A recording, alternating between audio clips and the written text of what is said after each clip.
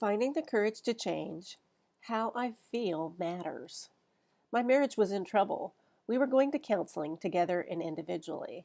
One day, my therapist asked me how I felt about something. I could only tell her what my partner was doing wrong. Fear, hurt, anger, and resentments were all I was aware of. She got out a little page with all kinds of emoji faces with labels under them. I want to know how you feel, she said. By the end of the session, I had the sobering realization that I didn't actually know how I felt about anything. It took a long time for me to realize that I was too busy reacting to the behavior of others to notice my own feelings. They were on a hot boil, bubbling up at the most inconvenient times. I was playing whack-a-mole, pushing them down as fast as I could. Here's the thing.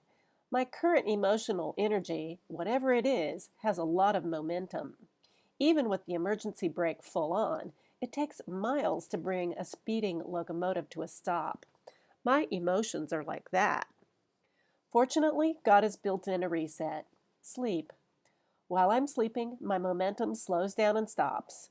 When I awake, for a brief moment, I'm in full alignment with pure positive energy. It's at that moment of waking that my habits of behavior kick into action. I have the ability to focus on feeling good.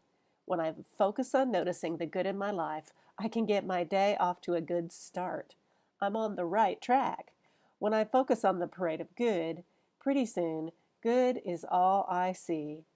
Feeling good matters.